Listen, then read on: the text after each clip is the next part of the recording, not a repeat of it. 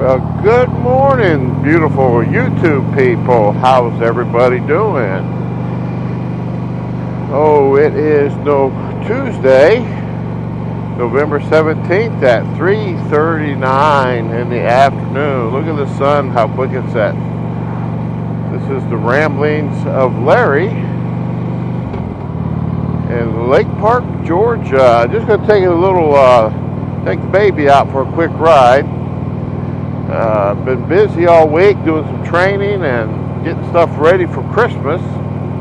I know it's not even Thanksgiving yet, but we're sending some missionaries somewhere else, so we're getting stuff packed up and boxed up for them, so when they get there they'll have Christmas for other people. Okay.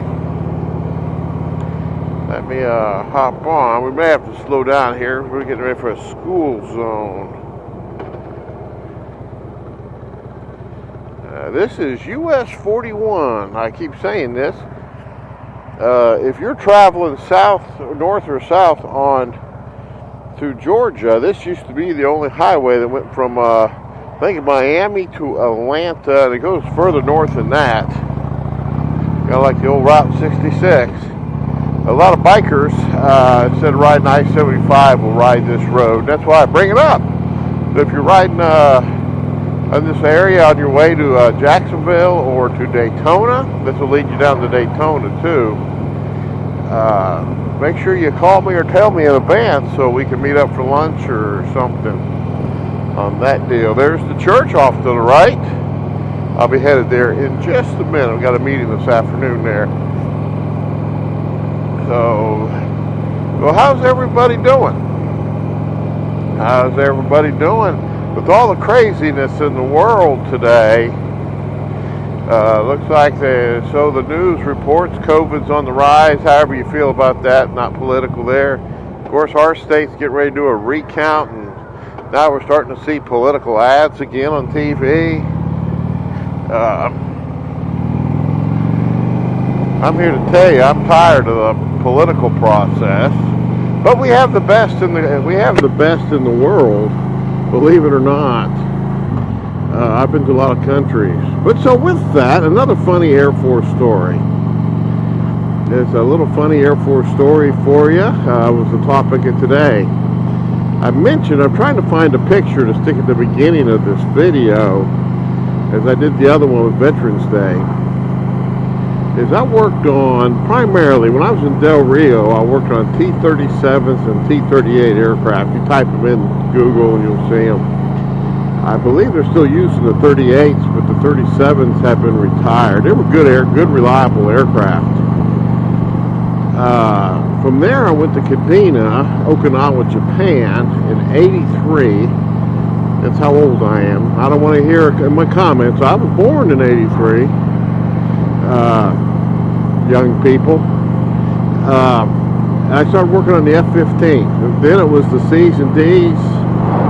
I got to Alaska after that. It was A's and B's until we converted to C's and D's. The A's are the newer ones, the older ones, and B's.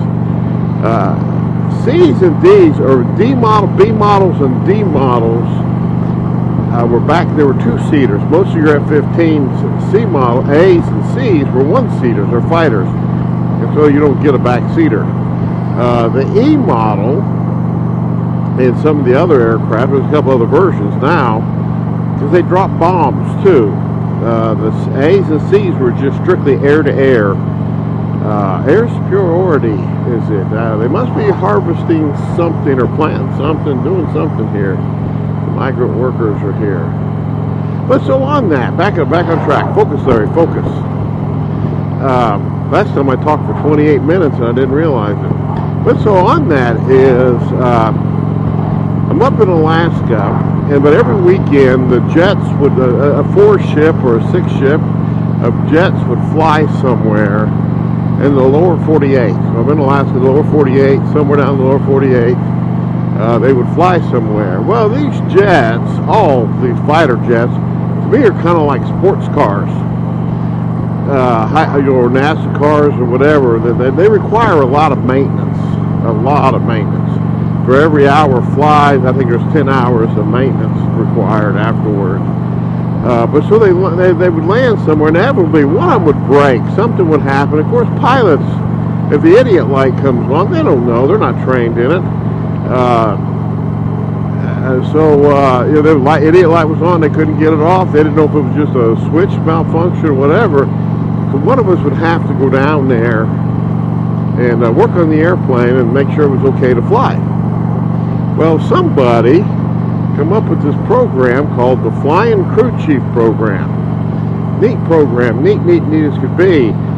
They took about 6 of us that were all systems qualified, meaning we could work on all the systems on the airplane. We went down to Washington, got our altitude cards, we went through survival training, egress training, and we become what we call Flying Crew Chiefs, or flying. Not all of us were crew chiefs, we become flying maintenance people. And so on a weekend, they would tell us about Wednesday, hey, we're going down to Vegas, or we're going to Myrtle Beach, or we're going to Seymour Johnson, we're going to Florida. They were all over the place, wherever they were going to go. They were going to usually almost every weekend. So us flying people, us backseaters, we were non-rated people. We just literally were passengers. And so if it was someplace we wanted to go, we went to Kansas City. I'm from Kansas City twice for a long weekend. One time it was for 5 days. One time it was for 4 days. Man, my family was waiting for me, and there I pulled up in the back seat of an F-15. They knew nothing about the Air Force, and they just thought I was an important person. And they realized I was the lackey they were bringing with work on anything if it broke.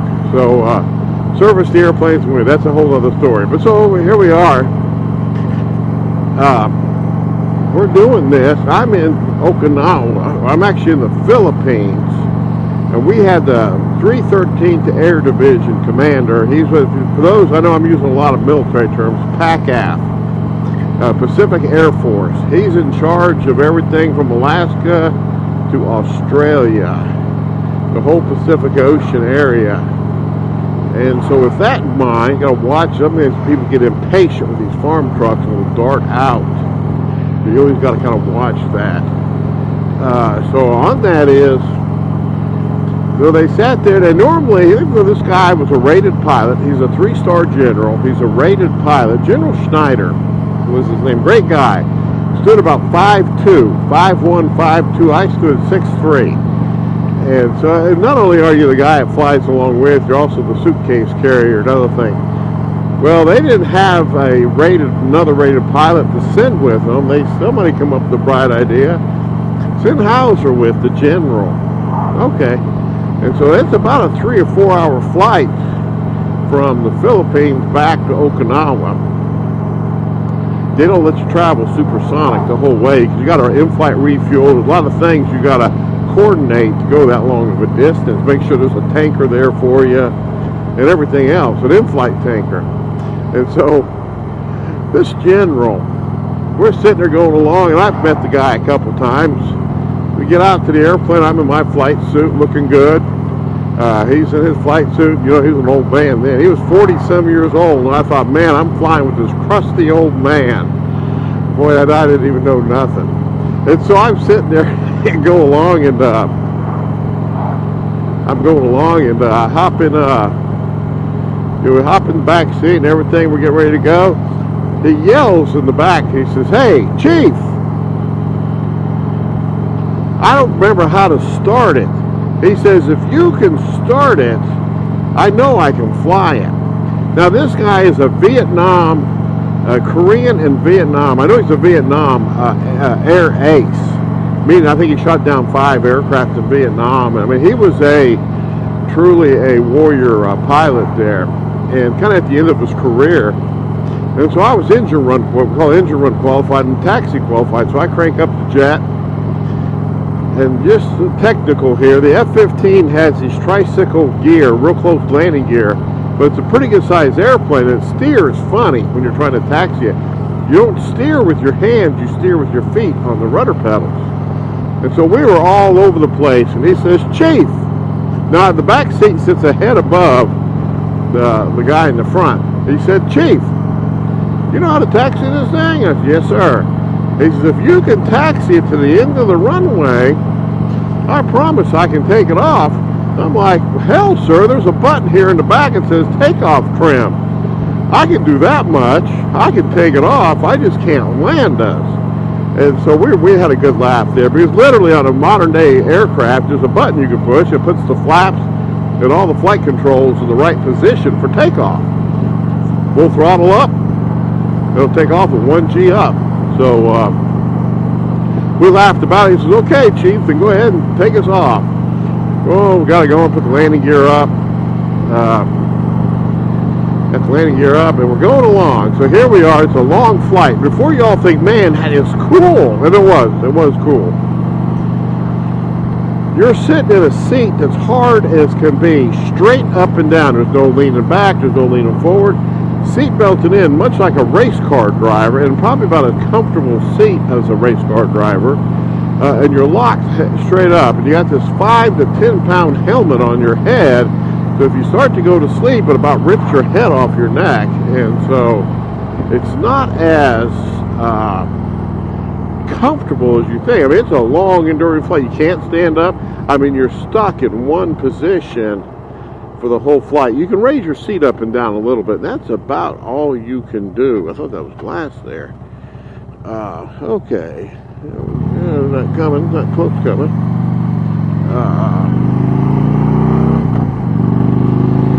So we go along there. We go along.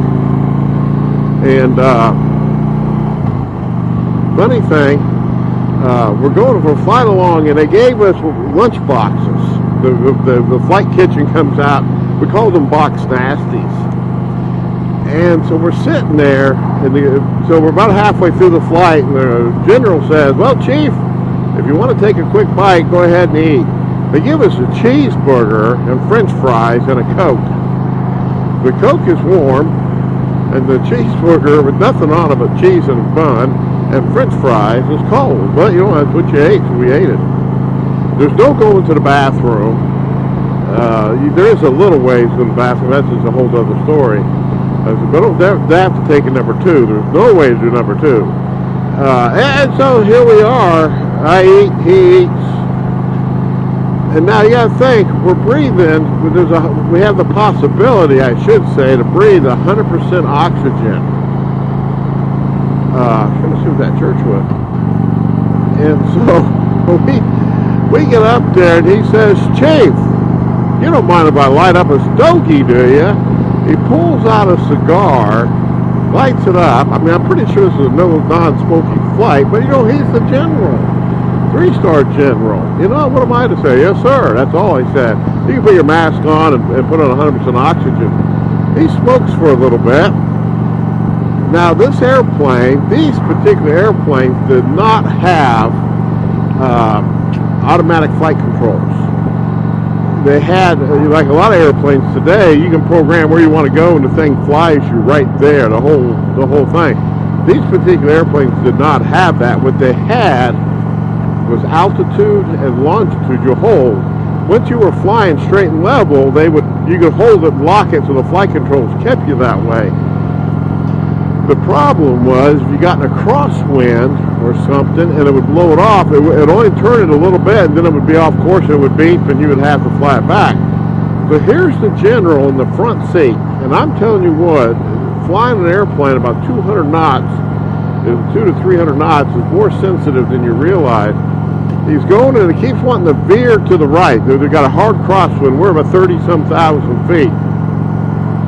And that thing's starting to veer to the right, and I got the stick in the back. I'm trying to just barely touch it, get it back. Well, then we kind of change course a little bit. There's little crosshairs you keep lined up. And the next thing you know, I knocked that thing out of longitude and latitude hold, so now I'm flying the aircraft. And so I'm trying to keep this crosshairs perfect the whole time. That thing's going up, down, sideways, and pretty soon we're like a boat in rough water. I mean, that thing is all over the place, and I'm trying to, you overreact and stuff. And finally, the general wakes up, and we're like in a bank. He says, "Chief, what the F are you doing? Trying to fly, sir. Oh, man. He gets it straightened out. It's pretty bad. Starts to fall asleep again. Next thing you know, I get on the radio with aircraft, whatever. No, this is a tanker or whatever. Are you ready for refuel? Meet us at this spot. I'm like yelling, sir, sir, sir. And you can't reach forward and touch him. I mean, I'm yelling in the headset trying to wake him up. He's in there just snoring. Well, I kind of know how to set the heading, and I'm kind of trying to head there. So I start rocking the airplane back. I see the tanker, and I'm starting to rock the airplane back and forth. And finally wake him up, and he pops his head up, and he says, what's wrong? I said, sir, the tanker. And for in-flight refueling. He said, well, heck with it, Chief. You're doing a good job. Just go ahead and refuel us. Man, let me tell you what, I am not a pilot. I think HDR and some of you all have taken flight lessons. I could never fly. I had a friend that had a Cessna airplane, and we've all over Alaska. And I took a flight class just in case, and I'll tell you what, I can probably get you to the end of the runway, but you're going to die on the runway, because that's where we're going to crash. And so he fills us up with gas, and we get going. He's like, man, Chief. I said, sir, it's my time to take a nap. And so I try to take a little bit of a nap, and he's seen something on we're flying over the Pacific Ocean.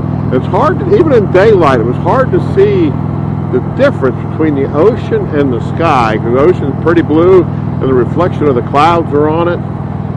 Nighttime is even worse. Nighttime is that's a pretty big term. Nighttime's even worse. So, oh man, but all of a sudden I'm back and I snore like a freight train. Even when I was skinny, I snored like a freight train. And I'm in there just in the back seat just sawing logs. And of course he can hear me because, it's an open area between us. And plus through the headset. And then he can't wake me up. He takes that airplane and dives it down and does a roll and shoots straight back up. And I wake up and I'm like, what the F are you doing? Trying to wake you up, Chief. Time to refuel again.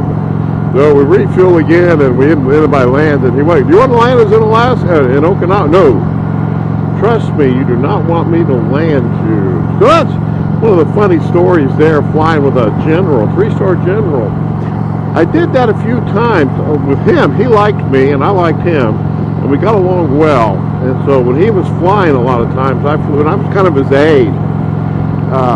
There was a 2-star general I flew with sometimes. I got my name out there that, hey, take this guy with. He's a pretty good guy. Because when we got somewhere, there would be a car waiting for us, a flag car, and I'd had to bring my blues with because I'd have to drive the flag car too. But it was a lot of fun. It was a lot of fun. I got about 250, a little less than 300 hours in the back seat of an F-15. A through E models, and I was never a rated pilot. I never got paid to fly.